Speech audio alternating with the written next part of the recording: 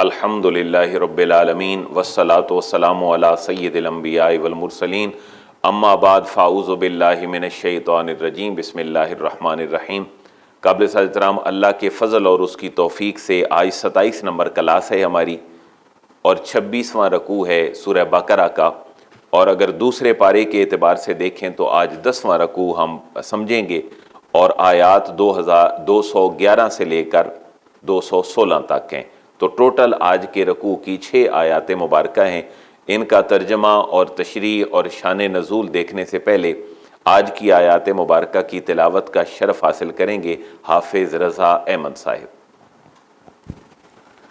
اعوذ باللہ من الشیطان الرجیم، بسم اللہ الرحمن الرحیم۔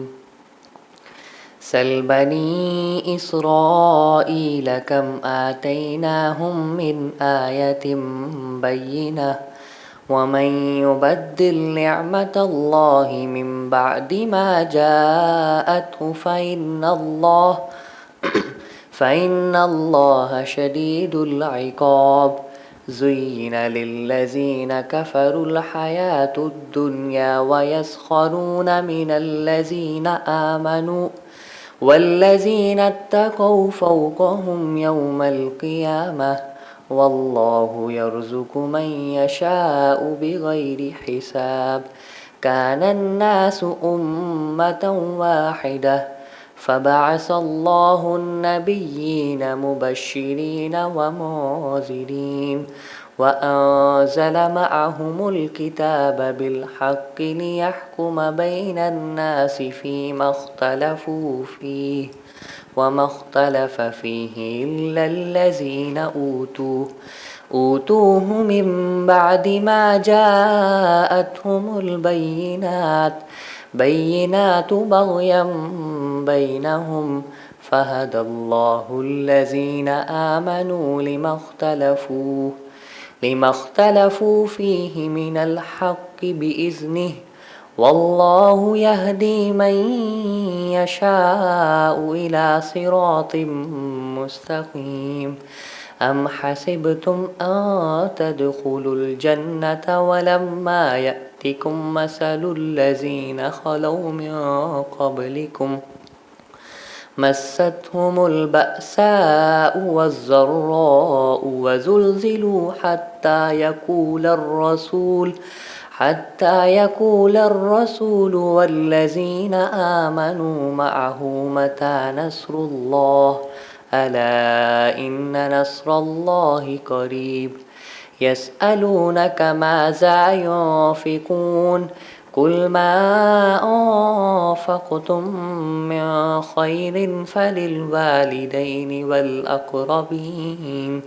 والأقربين واليتامى والمساكين وابن السبيل وما تفعلوا من خير فإن الله به عليم۔ كتب عليكم القتال وهو كره لكم وعسى أن تكرهوا شيئا وهو خير لكم وعسى أن تحبوا شيئا وهو شر لكم والله يعلم وأنتم لا تعلمون۔ صدق اللہ العظیم۔ آمین، جزاک اللہ۔ الحمدللہ ہم نے سورہ بقرہ کا جو سلسلہ شروع کیا تھا 286 نمبر ٹوٹل اس کی آیات مبارکہ تھیں، تو الحمدللہ ہم منزل کے قریب ہیں، آدھے سے زیادہ ہو چکی ہیں، 210 آیات مبارکہ ہم پڑھ چکے ہیں۔ تو اس کا اگر ربط قائم کریں پچھلے رکوع اور پچھلی آیات سے تو اس کا ربط وہی ہے جو ہر کلاس میں اور ہر کلاس کے آغاز میں ہم شیئر کر لیتے ہیں کہ آقا دو جہاں کے آنے سے بنی اسرائیل کا جو ایک امامت اور خلافت کا حق تھا بظاہر، اس کو وہ پورا نہیں کر پائے اپنی ذمہ داریوں کو، تو اللہ رب العزت نے وہ بنی اسرائیل سے دنیا کی امامت لے کر جو ہزاروں سالوں پہ مشتمل سفر سے چلتی آ رہی تھی اور جس میں تقریباً 70,000 انبیاء تشریف لائے تھے، وہ اللہ رب العزت نے بنی اسماعیل کو دے دی اور آقا دو جہاں بنی اسماعیل میں تشریف لے آئے۔ اب چونکہ قیادت اور سیادت اور امامت و خلافت کے لیے اخلاقی، فکری، معاشی معاشرتی سیاسی تربیت کا ہونا ضروری ہے۔ تو اللہ رب العزت نے ان صورتوں اور ان صورتوں کے احکامات کے اندر امت مسلمہ کے لیے رہنما اصول بیان فرمائے ہیں۔ تو آج کی آیات مبارکہ کے تناظر میں آیت کو شروع کرنے سے پہلے اگر آپ دیکھیں تو اس کا مفہوم کچھ یوں بنتا ہے کہ اللہ فرما رہا ہے کہ اے مسلمانوں، تمہیں میرے حبیب کی شکل میں جو آخری نبی ملے ہیں اور جو قرآن مجید کی شکل میں کتاب ہدایت ملی ہے، اس کا ٹھیک ٹھیک تم نے حق ادا کرنا ہے۔ اگر اس کا تم نے ٹھیک ٹھیک حق ادا نہ کیا تو زیادہ دور جانے کی ضرورت نہیں، یہ تھوڑا دور ہی تم ارض فلسطین کی طرف دیکھ لو، ارض شام کی طرف دیکھ لو، جہاں پر 70,000 کے قریب انبیاء آئے ہیں اور ان لوگوں کی ہدایت کے لیے اللہ نے آسمانی کتابیں ان کو دی ہیں، اور ایک نہیں، دو نہیں، 3 کتابیں دی ہیں، زبور بھی دی ہے اور تورات بھی دی ہے اور انجیل بھی دی ہے۔ تو اگر حقوق ادا نہیں کرو گے تم اس کتاب کے اور اپنی امامت و جو خلافت کی اہلیت ہے اس کو ثابت نہیں کرو گے تو پھر تباہی بربادی تمہارا مقدر ہے۔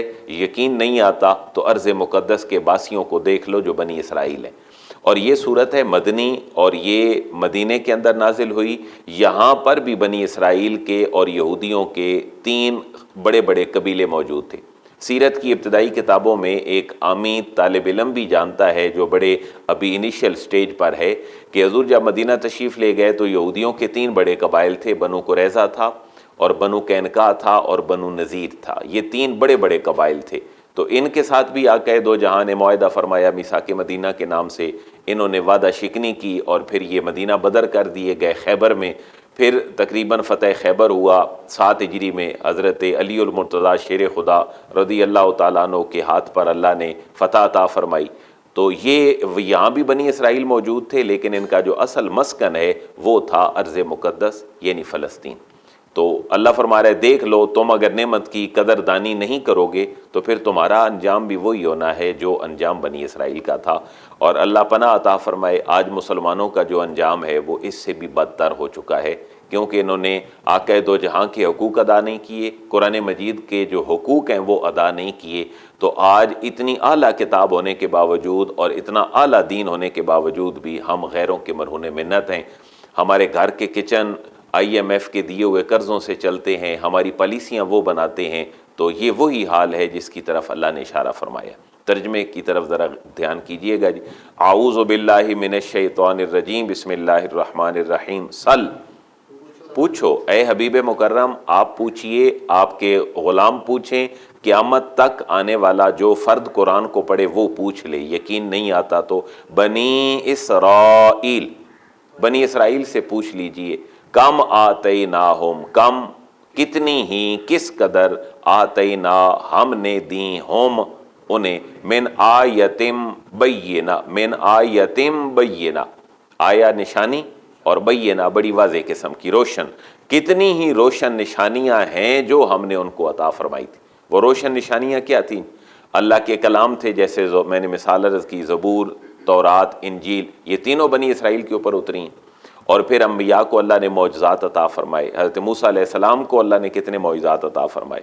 تو ان سے پوچھ لیجئے کتنی نشانیاں ان کو ملیں، لیکن انہوں نے اللہ کی نعمتوں کی قدر نہیں کی۔ تو اصول بیان ہو رہا ہے، وَمَن يُبَدِّلْ نِعْمَةَ اللَّهِ مِن بَعْدِ مَا جَاءَتْ، واو کا معنی اور، من جو یبدل بدل ڈالے، نعمت اللہ، اللہ کی نعمت، من بعد، بعد اس کے کہ جاءت ہو، وہ نعمت اس کے پاس آ چکی ہو، تو فإن اللہ شدید العقاب، تو پھر اللہ تبارک و تعالیٰ تو بڑا سخت عذاب دینے والا ہے۔ تو یہاں پر نعمت سے کون سی نعمت مراد ہے؟ دین الہی کی نعمت ہے، جو اللہ نے ہمیں دین عطا فرمایا ہے۔ یعنی لائف سٹائل 2 قسم کے ہیں، ایک میں خود ترتیب دے لوں اور ایک میں اللہ کا دیا ہوا اختیار کر لوں۔ تو میں نے جو خود اپنا لائف سٹائل بنایا ہے، اپنی معیشت، اپنی سیاست، معاشرت اور جملہ نظام حیات، خوشی کے، غمی کے، یہ تو میرے ہیں۔ لیکن ایک ہیں جو اللہ نے مجھے ان کے پیرامیٹرز دیے ہیں، تو اللہ نے جو اپنے پیرامیٹرز دیے ہیں ان کو اللہ نے اپنی نعمت کہا ہے، یہ تمہارے لیے نعمت ہے، یہ تمہارے لیے بہت اچھے جو ہیں وہ ثمرات رکھتے ہیں اگر تم سمجھو تو۔ وقتی طور پر بے شک تمہیں احساس نہ ہو، تو جو اللہ کی نعمت کو بدل دے اس کے آ جانے کے بعد تو اللہ تو سخت عذاب دینے والا ہے۔ تو ہمارا جو لائف سٹائل ہے، جو اللہ نے ہمیں دیا ہے، طرز معیشت، طرز معاشرت، طرز سیاست، ہمارا عائلی خاندانی گھریلو نظام، یہ اللہ کی بہت بڑی نعمت ہے، ہمیں اسی کی طرف لوٹ کے جانا چاہیے، نہ کہ آرٹیفیشل جو زندگی کے اصول ہیں ہمیں ان کو اپنانا چاہیے۔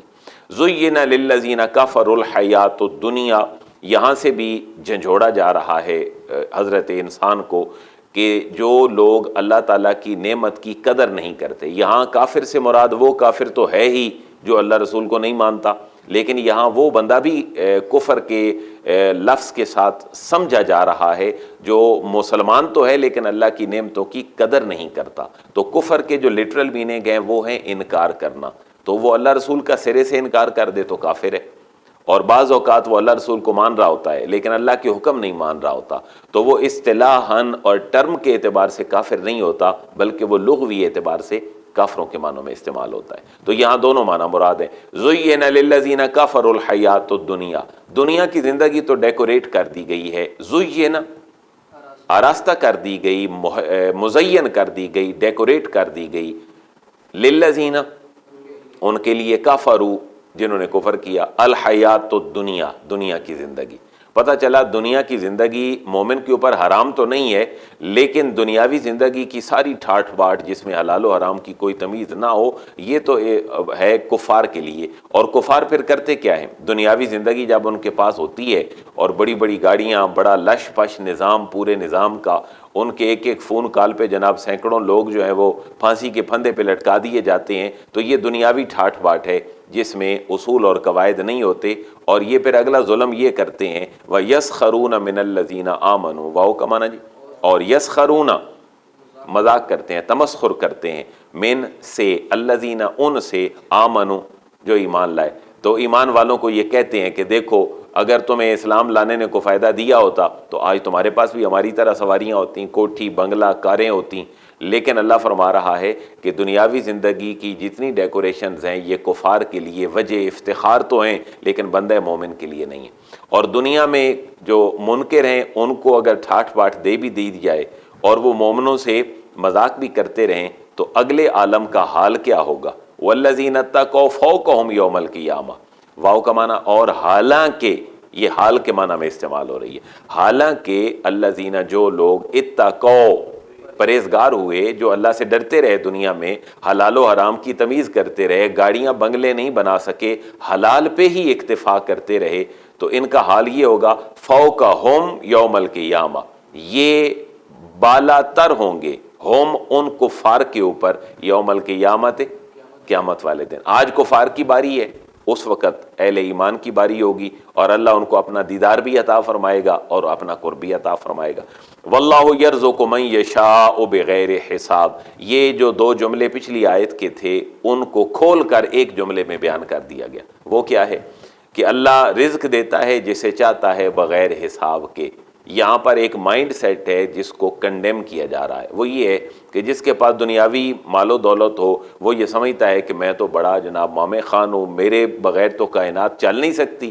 تو اللہ فرما رہا ہے رزق کی جو کثرت ہے یہ ہدایت کا معیار نہیں ہے۔ کسی کے پاس اگر بہت زیادہ رزق ہے تو وہ یہ نہ سمجھے کہ میں اللہ کا بڑا پسندیدہ بندہ ہوں۔ اللہ فرما رہا ہے یرزق من یشاء بغیر حساب، جس کو اللہ چاہتا ہے بغیر حساب کے رزق عطا فرما دیتا ہے۔ اس میں یہ تو نہیں لکھا ہوا جو 5 نمازیں پڑھتا ہے اس کو رزق ملتا ہے، ایسا نہیں ہے۔ اللہ جس کو چاہتا ہے رزق دے دیتا ہے، اور بندہ مومن پھر اللہ کا شکر ادا کرتا ہے، اور جو بندہ مومن نہیں ہے حقیقی معنوں میں وہ پھر اتراتا ہے، تکبر کرتا ہے، غرور کرتا ہے، وہ اس پیسے سے ساری دنیا خرید لینے کی باتیں کرتا ہے حالانکہ وہ خود کو تو بیچ چکا ہوتا ہے۔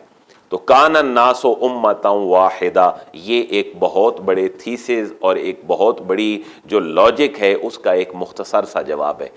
دنیا اور اس کے جو محققین ہیں وہ اس بات کی طرف گئے کہ پہلے جو انسان تھے کیا وہ مشرک تھے یا وہ مومن تھے، اس کے اوپر بڑی ڈیبیٹس ہوتی رہیں، اور جو تاریخ کے اسکالرز ہیں انہوں نے بڑی چھان بین کی کہ ابتداءً انسان کیا تھا۔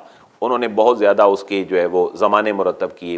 انسان پہلے جناب سٹون ایجز میں تھا، ڈارک ایجز میں تھا، غاروں میں رہتا تھا، پتھروں کا زمانہ تھا، اور تاریکیوں میں رہتا تھا، روشنی اس کے پاس نہیں تھی، اور پھر جنگلوں میں رہتا تھا۔ یہ ساری چیزیں تو اس کے لائف سٹائل کی ہیں، لیکن کیا وہ مومن تھا یا مشرک تھا؟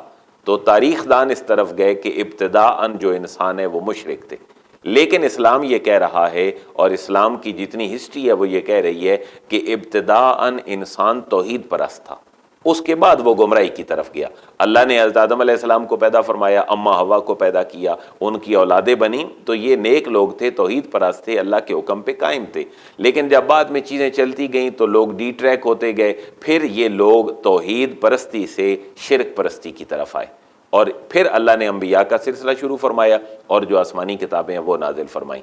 تو یہ اس بات کی طرف اشارہ ہے کہ اولاً جو کائنات اللہ نے بنائی اور جس کے اندر حضرت آدم علیہ السلام اس کی اولادیں تھیں، وہ کون لوگ تھے؟ توحید پرست تھے۔ کان الناس امۃ واحدہ، کانا تھے، الناس سب انسان، امۃ واحدہ ایک ہی امت تھے جو اللہ چاہتا تھا اور جس رب نے یہ بھیجی تھی۔ فبعث اللہ النبیین مبشرین ومنذرین، پھر کیا ہوا جی؟ فا کا معنی دین، پھر بعثا، ان انسانوں کے اندر اختلافات کے بعد، جب ان کے اندر اختلافات ہو گئے، اپنے ڈی ٹریک ہو گئے چیزوں کی طرف۔ حضرت آدم علیہ السلام پر تو اللہ نے کتاب نہیں اتاری، حضرت نوح علیہ السلام پر کتاب نہیں اتاری، لیکن یہ لوگ اللہ کے حکم کو ماننے والے تھے اور جو وحی کا سلسلہ تھا وہ ان کے ساتھ ہوتا تھا۔ لیکن بعد میں آ کر جب لوگ زیادہ گمراہی کی طرف جانے لگے، پھر اللہ نے انبیاء بھیجے اور ان کے ساتھ کتابیں بھی باقاعدہ نازل فرمائیں۔ فبعث اللہ، فا کا معنی پھر بعث، بھیجے، اللہ نے، النبیین، انبیاء بھیجے، اور انبیاء کے دو فرائض تھے، مبشرین، وہ نیک جو لوگ تھے ان کو خوشخبری دیتے تھے اچھے انجام کی، ومنذرین، اور جو بد باطن لوگ تھے ان کو وہ ڈراتے تھے۔ اب اللہ نے انبیاء کا سلسلہ جو ہے وہ آگے بھیجا اور پھر ان کے ساتھ کتابیں بھی نازل فرمائیں۔ وَأَنزَلَ مَعَهُمُ الْكِتَابَ بِالْحَقِّ، واو کا معنی، اور انزل، نازل کی، معہم، ان کے ساتھ، الکتاب، کتاب، بالحق، بڑی برحق اور سچی جو کتابیں ہیں وہ ان کے ساتھ نازل فرمائیں۔ یہ بات ذہن میں رکھ لینا، حضرت آدم پہ کوئی کتاب نہیں اتری، حضرت نوح پہ کوئی نہیں اتری، حضرت شیس، حضرت ادریس پہ کتابیں نہیں اتریں، اور یہ وہ انبیاء ہیں جو حضرت انسان کی تاریخ انسانی میں بالکل ابتدائی انبیاء ہیں۔ تو یہ توحید پرست تھے، حق کے اوپر تھے۔ جب بعد میں لوگوں کے اندر اختلاف رائے ہوا، اپنی من مانی جو چیزیں ہیں وہ لانے لگے، تو اللہ نے فرمایا پھر میں نے انبیاء کا باقاعدہ سلسلہ جاری کیا، اور صرف انبیاء ہی نہیں بھیجے، ان کے ساتھ جو برحق کتابیں ہیں وہ بھی نازل فرمائیں۔ کتابیں کیوں نازل کی؟ انبیاء کو کیوں بھیجا؟ لِيَحْكُمَ بَيْنَ النَّاسِ، لام کا معنی، تاکہ یحکما، فیصلہ کرے، وہ نبی بھی جو آیا ہے وہ بھی فیصلہ کرے، اور وہ جو کتاب اللہ نے بھیجی ہے وہ بھی فیصلہ کرے، بین الناس، انسانوں کے درمیان، کن معاملات میں؟ فی ما، فی کا معنی میں، ما کا معنی جو یا ان باتوں میں، اختلفوا فیہ، جن میں انہوں نے اختلاف کیا، ان کے اندر جو کتاب ہے وہ اپنا واضح فیصلہ کر دے۔ اب اختلاف کرنے والے کون تھے؟ وَمَا اخْتَلَفَ فِيهِ إِلَّا الَّذِينَ أُوتُوهُ مِن بَعْدِ مَا جَاءَتْهُمُ الْبَيِّنَاتُ بَغْيًا بَيْنَهُمْ۔ اختلاف کرنے والے کون تھے اور کیوں اختلاف کیا؟ یہ دو جو ہیں چیزیں، ان کا جواب اس آیت کے اندر ہے جو تقریباً 1.5 لائن کے اوپر مشتمل ہے۔ اختلاف کس نے کیا جی؟ وَمَا اخْتَلَفَ، واو کا معنی اور، ما نہیں، اختلف، اختلاف کیا، اور اختلاف نہیں کیا، فیہ، اس میں، الا، مگر ان لوگوں نے، الذین، جو یا وہ، اوتوہ، جن کو دی گئی وہ کتاب، انہوں نے اختلاف کر دیا۔ من بعد ما جاءتہم البینات، من سے، بعد اس کے، آفٹر دیٹ، ان کی اس کتاب کے آنے کے بعد، ما جاءتہم، جو آ چکی تھی ان کے پاس، البینات، واضح احکام، اس کے اندر بھی انہوں نے کیا شروع کر دیا؟ اختلاف۔ اچھا، اختلاف کی وجہ کیا ہے؟ یہ آج مسلمانوں کے لیے، اور جو مسلم سکالر ہیں اور وارثان ممبر و محراب ہیں، جو آقا دو جہاں کے ممبر پر بیٹھنے والے لوگ ہیں، یہ جو اگلا لفظ ہے یہ ان کے لیے بڑا الارمنگ ہے۔ کیوں؟ اپنی جو من مانی تعویلات ہیں وہ لوگوں تک پہنچا کر اختلاف کا باعث بنتے ہیں، اور پھر ساری صلاحیتیں وہیں صرف ہو جاتی ہیں۔ تو بغیم بینہم، اللہ نے سابقہ لوگوں کا جو وتیرہ بیان کیا اختلاف کا، اس کی وجہ کیا تھی؟ بغیم بینہم، کیا کرتے ہوئے؟ اللہ کی رضا کے لیے نہیں، بلکہ ضد کرتے ہوئے بینہم اپنے درمیان ضد کرتے ہوئے وہ جو ہیں واضح احکامات آ چکنے کے باوجود بھی وہ جو ہے وہ اس کی طرف چلے گئے کہ انہوں نے اپنے اندر اختلاف پیدا کر دی۔ اب امت کے اندر بھی چھوٹی چھوٹی باتوں کے اوپر اختلاف ہے، جو وہ میں اگلی آیت کے ضمن میں آپ کے سامنے رکھوں گا تاکہ وہاں بات آ جائے۔ فَهَدَى اللَّهُ الَّذِينَ آمَنُوا لِمَا اخْتَلَفُوا فِيهِ مِنَ الْحَقِّ بِإِذْنِهِ۔ جب یہ کتابیں اتر آئیں، انبیاء تشریف لاتے رہے، تو لوگوں کے آپس کے ضد کی وجہ سے وہ احکامات میں جب اختلاف کرنے لگے تو فَهَدَى اللَّهُ الَّذِينَ آمَنُوا، اللہ نے ہر زمانے کے اندر ایک گروہ ایسا رکھا جس کو اللہ نے ہدایت پر رکھا۔ وہ لا یعنی چیزوں میں نہیں پڑھا، فا کا معنی پس، یا پھر ہدا ہدایت دی، اللہ نے، الذین ان کو ریلیٹو پروناؤن ہے، آمنو جو ایمان لائے، اللہ نے ان کو ہدایت دی۔ اور اللہ اب بھی بٹوین دا لائن اشارے اور کنائے سے اہل ایمان کو اور غلامان مصطفیٰ کو اللہ یہ اشارہ فرما رہا ہے کہ تم یہی گروہ بن کے رہو جو اختلاف اور اختلاف رائے کے درمیان حق کے اوپر سادگی سے چلتا رہتا ہے۔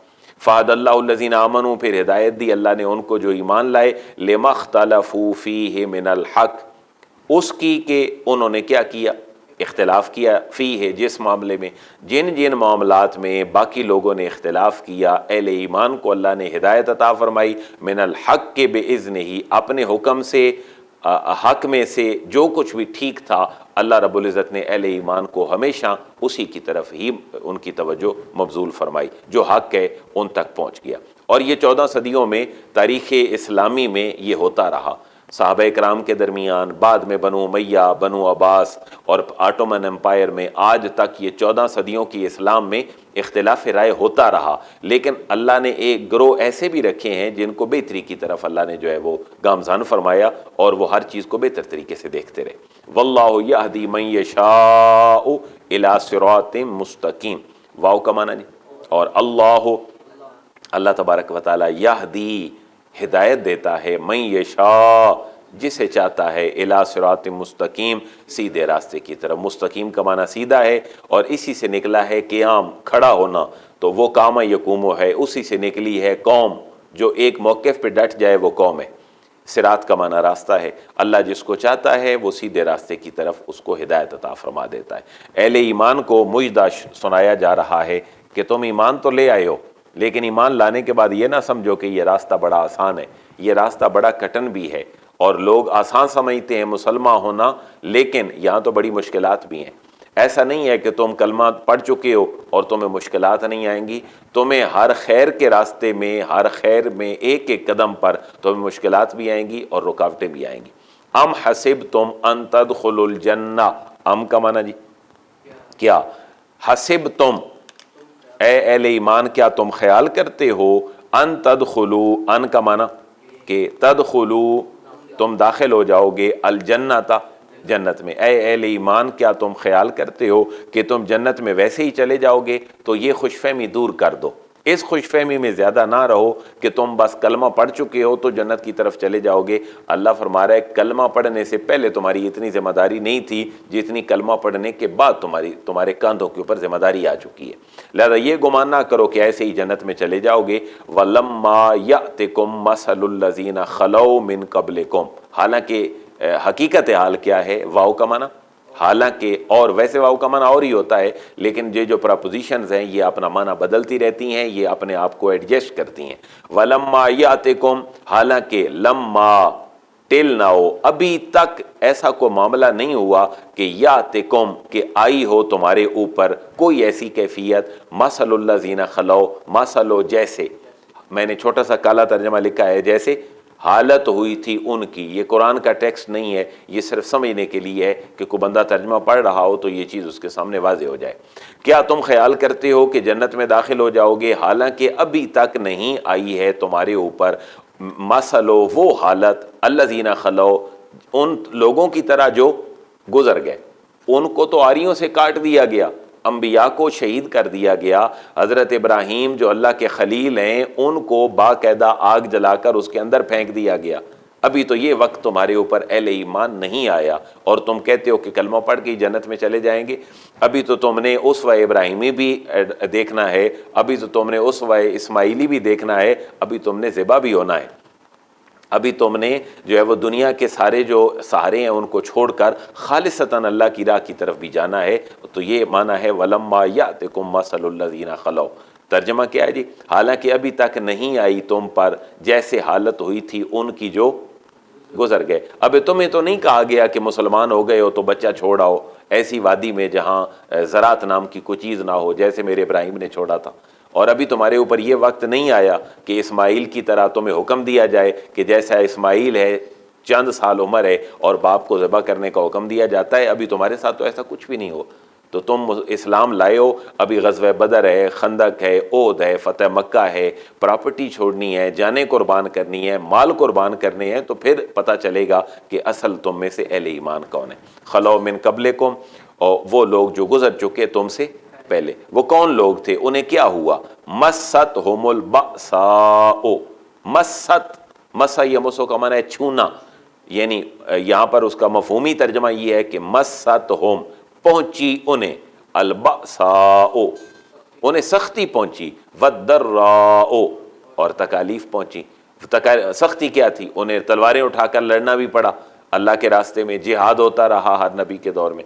اور پھر تکلیف کیا ہوئی کہ جو حرام ہے اس سے بچنا ہے, مالی لحاظ سے بھی اور معاشرے کی جملہ روایات کے اعتبار سے بھی. تو یہ بڑا تکلیف دہ عمل ہوتا ہے جب معاشرہ کسی اور ڈگر پہ چل رہا ہوتا ہے اور اہل ایمان اللہ رسول کے احکامات کی پیروی کرتے ہوئے کسی اور راستے پہ چل رہے ہوتے ہیں. تو وہ ایسا مرحلہ ہوتا ہے جہاں بچے کچھ ریکوائر کر رہے ہوتے ہیں, جہاں معاشرے کی رسومات کچھ کہہ رہی ہوتی ہیں لیکن اللہ رسول کا نظام کچھ اور کہہ رہا ہوتا ہے. تو یہ تھوڑی سی جھلک ہے اس کی کہ پہنچی انہیں سختیاں, حالت جنگ میں رہے, والضراء اور تکالیف میں رہے. اور یہ امت محمدیہ میں بھی ہوا. واقعہ کربلا دیکھ لیں, ابھی محرم گزرا, آج تو سفر کی کوئی ابتدائی تاریخیں ہیں کہ کیسے سختیاں پہنچی ہیں اہل ایمان کو, کیسے تکالیف پہنچی ان کو. وَزُلْزِلُوا, واو کا معنی, اور زُلْزِلُوا وہ ہلا دیے گئے, حتیٰ یہاں تک کہ یقولا کہنے لگے. کون کہنے لگے؟ جو رسول آئے تھے وہ. حتیٰ یقول الرسول, اللہ نے جو جو رسول ان امتوں کی طرف مبعوث فرمائے تھے جن سینکڑوں ہزاروں امتوں کا یہ طریق بیان ہو رہا ہے, تو وہ رسول بھی پکار اٹھے. اور والذین آمنوا, اور وہ لوگ بھی پکار اٹھے, الذین جو آمنوا ایمان لائے تھے, معہو ان انبیاء ان رسولوں پر جو ایمان لائے تھے. رسول بھی پکار اٹھے اور ان کے جو متابعین تھے وہ بھی پکار اٹھے. کیا پکار اٹھے؟ متی نصر اللہ. متی کا معنی کب آئے گی, نصر اللہ اللہ کی مدد کب آئے گی, اللہ کی مدد کب آئے گی. وہ تو بارہا یہ خواہش کرتے تھے کہ میرا جسم تو یہ ریکوائر کر رہا ہے کہ میں اب اتنا ظلم برداشت نہیں کر سکتا, مجھے موت ہی آ جائے تو بہتر ہے, یا پھر اللہ کی مدد آ جائے. آپ وہ کتابیں چند پڑھ کے دیکھ لیں جو افغانیوں نے جو امریکن جیلوں میں اپنی وہ ساری رودادیں لکھی ہیں, ہمیں کتنے مظالم کا سامنا کرنا پڑا. تو شاید یہ اسی کی ایک جھلک ہے کہ اہل ایمان کہتے ہیں متی نصر اللہ, کب آئے گی اللہ کی مدد. تو یہ انبیاء اور اہل ایمان اور اہل حق ہمیشہ اس کیفیت میں جو ہے وہ مبتلا رہتے ہیں. اللہ فرما رہے سنو پھر میری مدد کب آئے گی. الا ان نصر اللہ قریب. مایوس ہونے کی ضرورت نہیں ہے, مشکل وقت ضرور ہے لیکن یہ ٹل جائے گا. الا آگاہ رہو, خبردار, ان بے شک نصر اللہ جو اللہ کی مدد ہے, قریب وہ قریب ہے, وہ ضرور آ جائے گی, تمہیں حوصلہ بھی مل جائے گا. پہلا ہے نصر اللہ اور اگلا ہے نصر اللہ. تو یہ گرامیٹیکلی ہے. نصر اللہ کی ترکیب اور ہے, اور نصر اللہ جو ہے اس کے اوپر جو زبر ہے وہ انا کی وجہ سے آئی ہے. یہ ایکوزیٹو پارٹیکل ہیں, حروف مشبہ بالفعل جن کو کہا جاتا ہے. کلام میں لفظی اور معنوی دونوں تبدیلیاں پیدا کرتے ہیں. تو یہاں یہ نصر کے اوپر جو زبر ہے یہ انا کی وجہ سے ہے, یہ مضاف مضاف الیہ بن کر اس کا اسم ہے, اور قریبن جو ہے یہ اس کی خبر ہے. 214 نمبر آیت تک یہ مفہوم ہے. اور پھر یہی تربیت امت مسلمہ کی آگے چل رہی ہے کہ صحابہ کرام اپنی انوسینسی میں, اور باقی لوگ حضور سے سوال کرتے ہیں, یسألونک ماذا ینفقون. یسألونک وہ سوال کرتے ہیں آپ سے اے حبیب مکرم, ماذا ینفقون وہ خرچ کیا کریں, یعنی دیکھیں نا جیسے ایک بچہ اپنے باپ سے سیکھتا ہے ساری عمر، اس سے زیادہ بڑھ کر کیفیات میں صحابہ آقا دو جہاں سے اللہ کا یہ دین سیکھتے تھے اور چھوٹی چھوٹی باتیں بھی پوچھ لیتے تھے۔ یسألونک ماذا ینفقون، وہ آپ سے پوچھتے ہیں اے حبیب کہ خرچ کیا کریں۔ تو یہ انفاق فی سبیل اللہ جو ہے، اللہ کے راستے میں خرچ کرنا، اس کی کچھ باتیں پیچھے گزر چکی ہیں۔ حج میں خرچ ہوتا تھا، باقی انفاق فی سبیل اللہ ہوتا تھا، تو یہاں پر پھر اسی بات کو دہرایا جا رہا ہے کہ مالی لحاظ سے تمہارا جو سورس آف انکم ہے وہ بھی طیب اور طاہر ہونا چاہیے، اور یہی نہ ہو کہ کمایا ہوا حلال ہے تو اس کی جو ڈسپرسمنٹ ہے وہ ایسے ہو کہ تمہارے سے بڑا سخی کوئی نہ ہو، گھر میں چولہا جلنے کے لیے نہ ہو، باہر تم حاتم تائی بنے ہوئے ہو، ایسی بات نہیں ہے۔ یہ بھی ایک ڈیکورم ہے جو تمہیں اپنانا ہے۔ اب دیکھیں جی ہماری رہنمائی ہو رہی ہے کہ مال کہاں خرچ کرنا چاہیے۔ کل اے حبیب مکرم آپ ان کو کہہ دیں، آپ ان کو فرما دیں، ما انفقتم، جو بھی تم خرچ کرو، من خیرن، خیر اللہ نے اس مال کو کہا ہے جو حلال مال ہے، من خیرن، خیر میں سے یا حلال مال میں سے جو بھی تم خرچ کرو، تو اے حبیب مکرم ان کو فرما دیجئے، ان کی تربیت کر دیجئے کہ باہری سخی نہ بنے رہو۔ فللوالدین، سب سے پہلا مستحق تمہارے مال کا اور تمہارے خرچے کا وہ کون ہے؟ فللوالدین، والدین ہے۔ سب سے زیادہ جو استحقاق ہے تمہارے مال پہ وہ کس کا ہے؟ والدین کا ہے۔ والاقربین، اور پھر قریبی رشتہ داروں کا ہے۔ دیکھیں نا، ماں باپ پہلے ہیں، اس کے بعد پھر باقی سارے رشتہ دار ہیں۔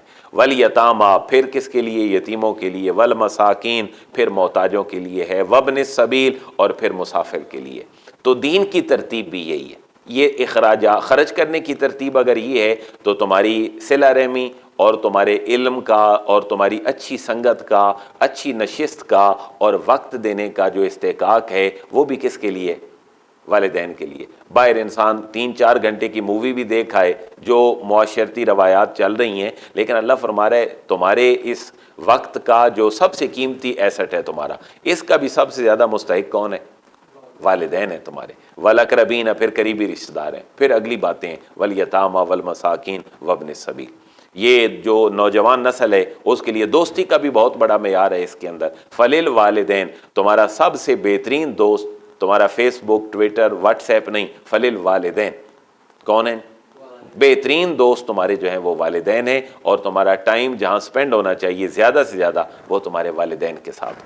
وما تفعلوا من خیر فإن اللہ بہ علیم، واو کا معنی اور ما جو یہ جو ہے موصولہ ہے، تفعلوا جو تم کرو گے، من خیرن کوئی بھی نیکی کا کام، مالی حوالے سے، معاشرتی حوالے سے، تو فإن اللہ بہ علیم، ایسا نہیں ہے کہ اللہ اس کو دیکھ نہیں رہا۔ تم نے مٹھی میں کو پیسے پکڑ کے، انفاق فی سبیل اللہ کی بات ہو رہی ہے، مٹھی میں کو پیسے پکڑ کے کسی کے ساتھ ہاتھ میں لاتے ہوئے چند ہزار لگا دیا کہ جی یہ کام ہو جائے، تو اللہ جو بھی تم کوئی نیکی کا کام کرو گے اس کو بھی دیکھ رہا ہے، اور آبویسلی یہ بات بھی طے ہے کہ جو خیر کا نہیں ہے اس کو بھی اللہ دیکھ رہا ہے۔ فإن اللہ بہ علیم، فا کا معنی پاس، ان بے شک اللہ، اللہ بے ہی اس کو، علیم۔ اچھا یہاں بھی ترکیب وہی ہے، انا کے بعد اللہ آیا ہے تو اللہ کے اوپر کیا آئی ہے؟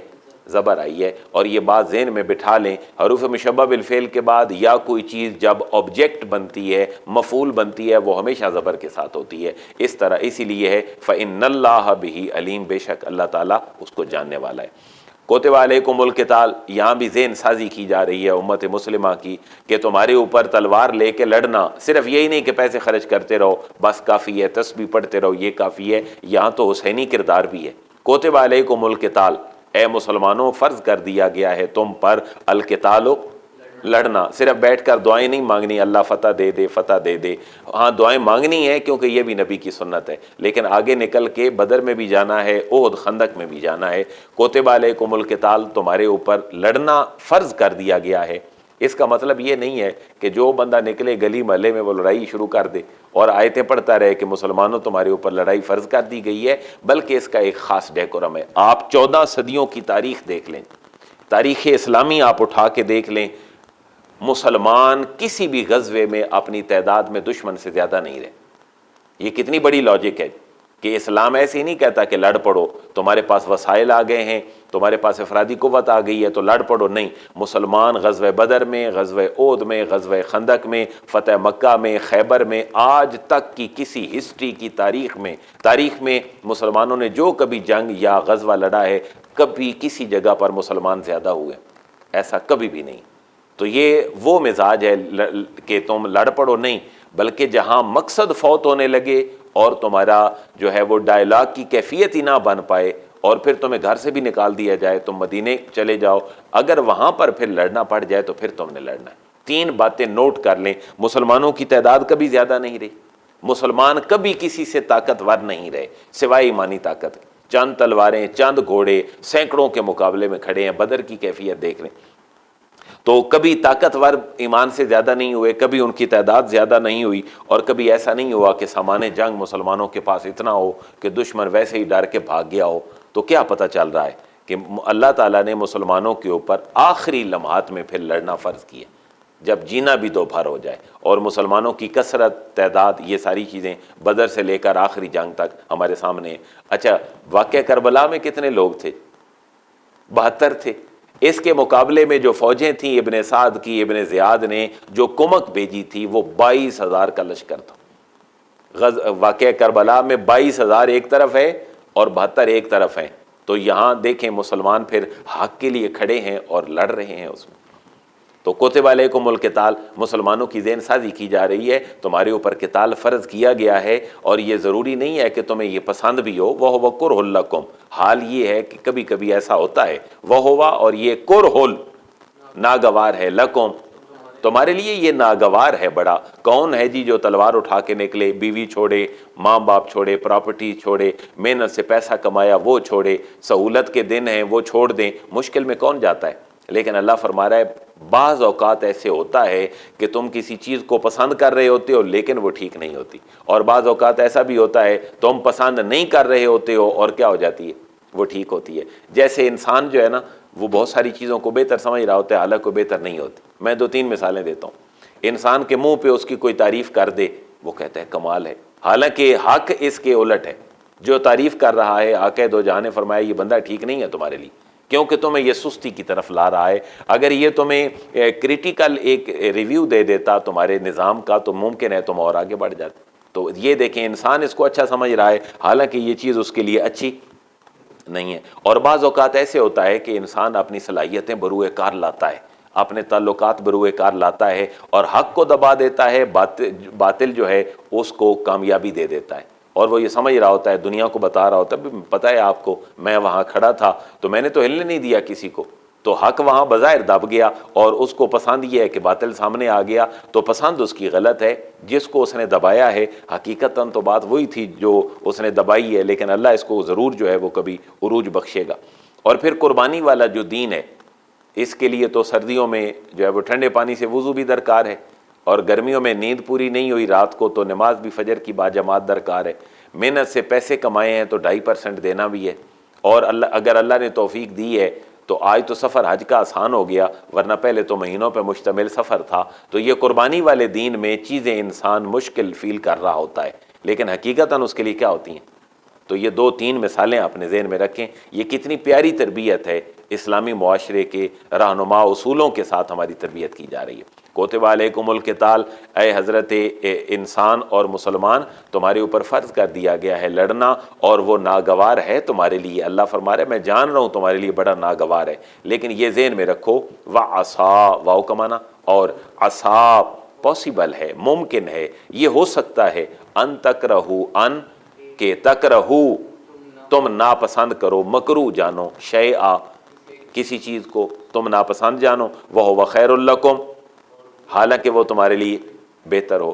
وَعَصَا، دیکھیں جی دوائی انسان کھاتا ہے یا اس کا جو ہے وہ سرجری ہو رہی ہے ہارٹ کی، تو کون یہ سمجھتا ہے جی میرا بائی پاس ہونے لگا ہے اور میرا پورا جو ہارٹ اور دل ہے وہ ٹرے میں رکھ دیا گیا ہے، مجھے مصنوعی تنفس لگا دیا گیا ہے اور اتنی بوتلیں جو ہیں وہ مجھے خون کی بھی چڑھنی ہیں، لیکن اس کو پتہ ہے یہ بظاہر مشکل ہے لیکن آنے والے وقت میں یہ میرے لیے بڑا بہتر ثابت ہوگا۔ اس لیے جس آدمی کو کینسر ہے، شوگر ہے، کو بہت ہائی لیول پہ بیماری چلی گئی، ڈاکٹر نے کہہ دیا تمہاری انگلی کٹنی ہے، یہ اس کو ہے ناپسند لیکن یہ ہے اس کے لیے بڑی فائدے والی چیز ہے اس کے لیے. وَعَسَىٰ أَن تُحِبُّوا شَيْئًا، واو کا معنی اور عسا ہو سکتا ہے کہ ان تحبوا کہ تم پسند کرو شیئا کوئی ایک چیز، وَهُوَ شَرٌّ لَكُمْ حالانکہ وہ تمہارے لیے کیا ہو، بری ہو. جیسے منہ پہ تعریف کرنا میں نے عرض کیا، یا کوئی باطل کو جو ہے وہ پنپنے کا موقع دیتا ہے، حق دبا دیتا ہے اپنے اثر و رسوخ کی وجہ سے، تو وہ بظاہر تو بڑا مامے خان بن رہا ہوتا ہے، لیکن یہ اس کے لیے چیز ٹھیک نہیں ہوتی، کیونکہ اس کی آخرت خراب ہو رہی ہے، اور انسانوں کا جو معاشرہ ہے وہ انسانی اصولوں کے بجائے حیوانی اصولوں پہ چل رہا ہے. اچھا، ہم فقہ کے اندر کچھ اصطلاحات استعمال کرتے ہیں، جیسے آپ کہتے ہیں نا نماز پڑھنا فرض ہے، 3 وتر پڑھنا کیا ہے، واجب ہے، اور فجر کی فرضوں سے پہلے کیا ہوتی ہیں، سنتیں.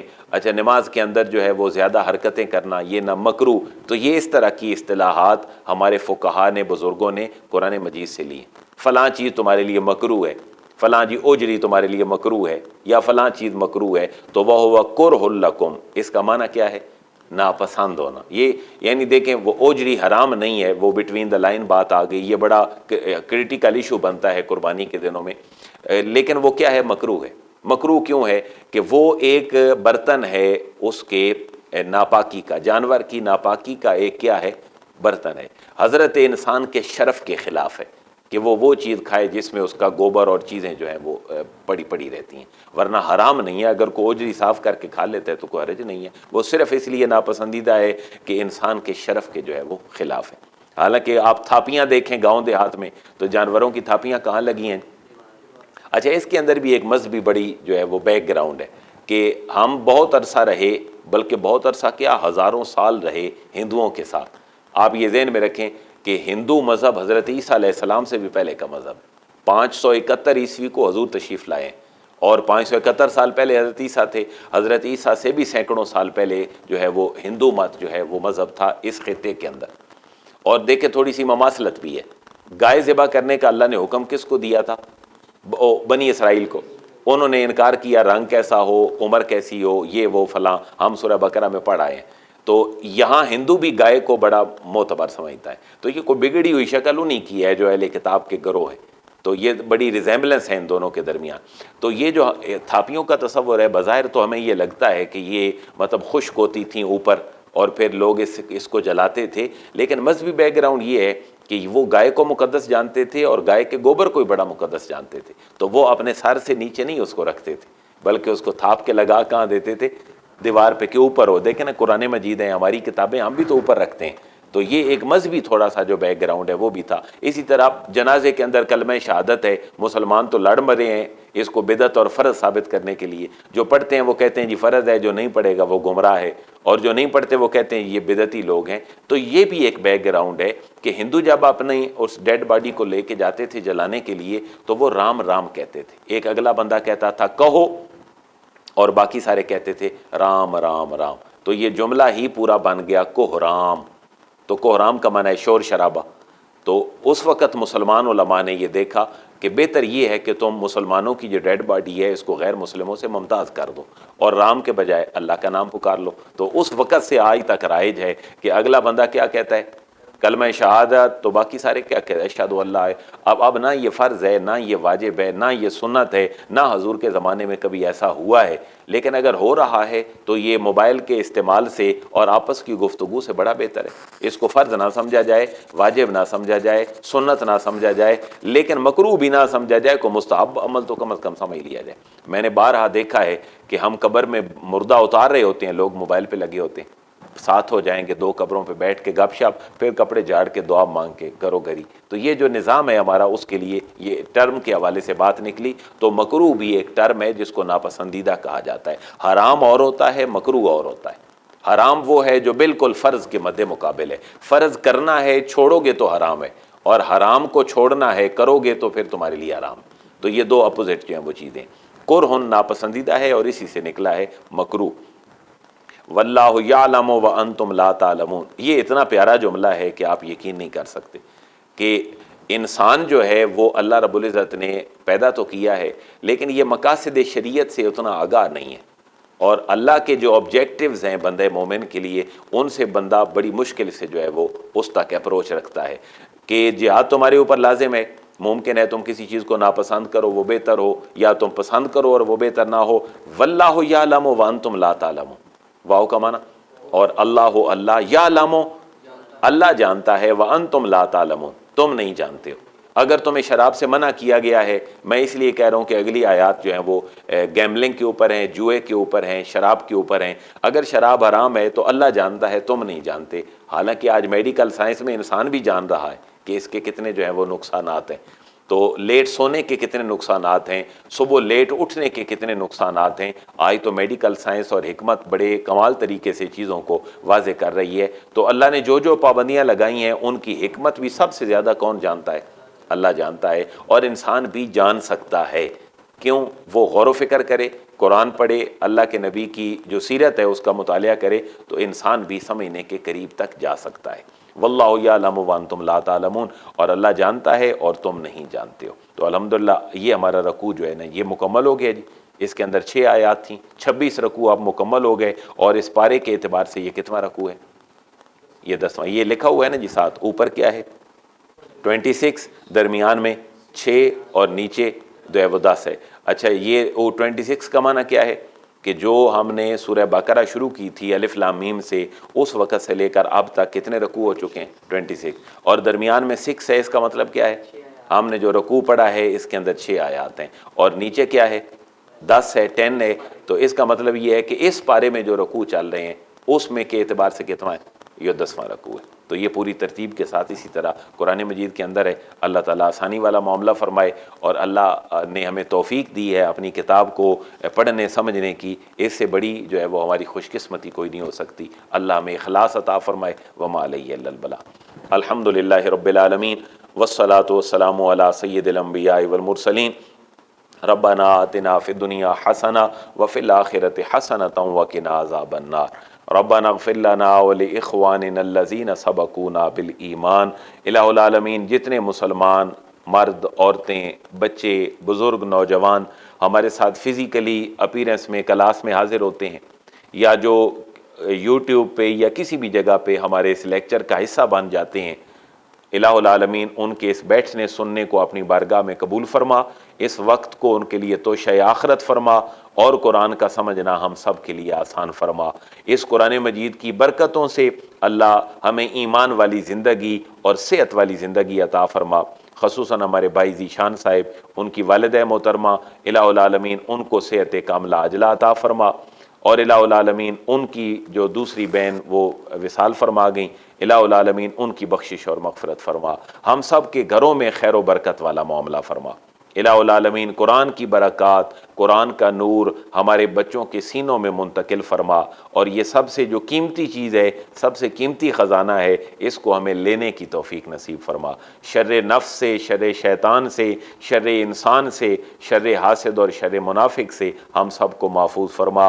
ہمارے اس مشن میں جو جو لوگ اللہ تو نے بھیجے ہیں دست و بازو بننے کے لیے، الہ العالمین ان کو بھیجا بھی تو نے ہے، اور ان کو توفیقات خیر بھی تو نے دی ہیں۔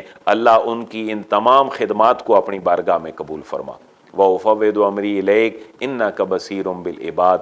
جتنے بیمار ہیں سب کو صحت کاملہ عاجلہ عطا فرما۔ ہم سب کی ظاہری، باطنی، جسمانی، روحانی تمام بیماریاں دور فرما۔ وصلی اللہ تعالی علی رسولہ خیر خلقہ محمد وآلہ وصحبہ اجمعین۔